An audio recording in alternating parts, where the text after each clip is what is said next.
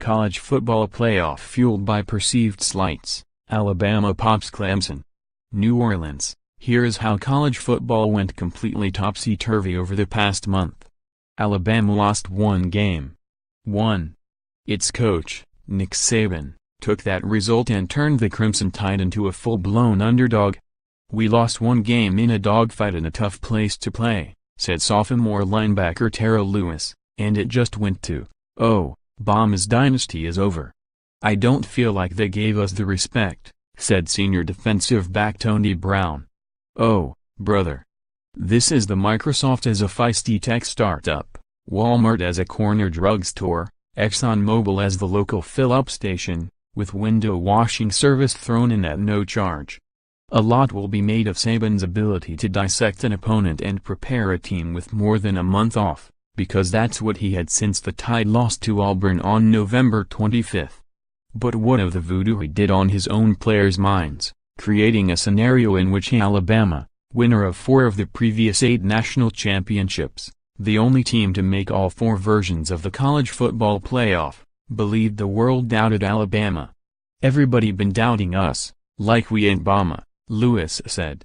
"We Bama. Take note, Georgia. You're next on the schedule. And Bama's still Bama. We definitely heard the world," said defensive tackle De'Aaron Payne. What, exactly, the world was saying doesn't matter. It's what the players thought that does. Alabama throws its weight around to beat Clemson. The players were the characters who executed in Monday night's 24-6 dismantling of Clemson in the Sugar Bowl, which doubled as a national semi-final in the college football playoff. This was not the enthralling shootout in the Rose Bowl from earlier in the day nor the down-to-the-final-play classic against Clemson for the national title a year ago. This was a defensive masterpiece, from Payne's game-changing interception, which led to one of the only touchdown passes you'll ever see a 308-pound man catch, to Mack Wilson's pick-six to all but seal it with more than 20 minutes of football to play. Roll out whatever stat you'd like, and it likely proves how thorough Alabama's performance was. Clemson went without a touchdown for the first time since 2014. Clemson averaged just shy of 450 yards during its previous 13 games, never fewer than the 281 it gained during a tough early-season victory over Auburn, and was held to 188. Clemson looked like it had a burgeoning star in quarterback Kelly Bryant, and he threw 2 interceptions and was sacked 5 times.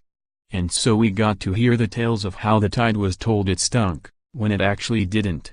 "People said Ohio State should be here," said linebacker Rashaan Evans. "We thought Ohio State was going to be here. The fact that we lost one game, everybody just started to mark us out," Lewis said. "People were saying we don't belong in it, the SEC is weak. This is real personal. What it is straight out, climb on the couch psychology. That personal bit?" Lewis and other players said it. But it came straight from Saban, who admitted as much afterward. "It was a little bit personal, I think, for us after what happened to us in this game last year," he said. By this game, Saban meant not the semifinal, which Alabama won the past 2 years, but in the national title game against Clemson, in the Tigers' epic 35-31 victory. In the week leading up to the Sugar Bowl, the 3rd straight playoff meeting between these 2 schools, there was lots of talk about respect and mutual admiration and blah blah blah. Clearly, that's not what Saban was saying to his players at practice, in meetings, in messages subliminal and otherwise.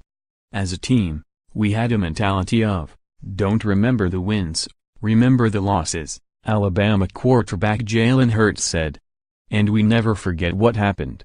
Sounds a little chilling from a player in a program that has lost 15 games in the last 10 seasons.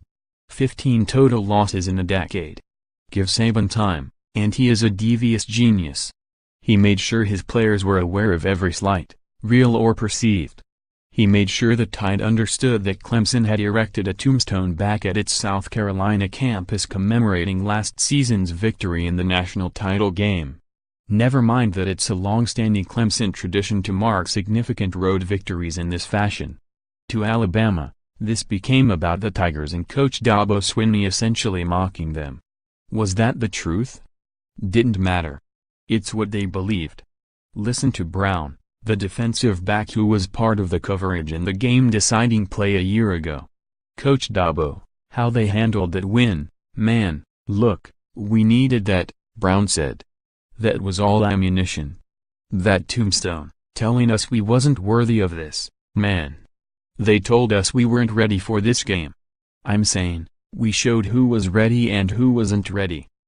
Georgia outlasts Oklahoma in Rose Bowl for the ages. Brown was rolling now. He said he believed Hunter Renfrow, the receiver who caused the winning touchdown a year ago, had lied about reaching out to Brown in the aftermath of last year's game to apologize for some trash talking. That was a made-up story, Brown said. Maybe. Maybe not. What's important here isn't the truth. What's important is what the Tide believed. I appreciate that, Brown continued. I love that. I love the lies he told. And I love Dabo for all the ammunition he gave this team, man. Told us we wasn't ready. Told us we wasn't worthy of a top 4 team. I mean, look. That's what happens when you talk trash to us. We're going to show you. The Tide showed Clemson Monday night. They'll have a chance to show Georgia in Atlanta next week. Think Bama's not Bama? No, no. Give Saban a chance to create a chip out of whole cloth and place it on the shoulders of his players, and he'll take it every time. With the game in hand, Clemson finally got in position to score. The Tide wanted no part of it. They wasn't going to get no touchdown, Lewis said. And when Bryant's 4th down pass sailed out of the back of the end zone, they had none. The Tide, then, celebrated. But they also made it a point to comport themselves professionally. If that created a contrast with Swinney and his Tigers, well, then, so be it. We don't make a fool of ourselves after the game, after a win, Brown said. We're used to it. I was very excited. But, like, as far as dancing in the locker room and making a fool of yourself? We don't do that here. We win with grace. They win with talent, too. But they also win with mind games. Bama's Bama, now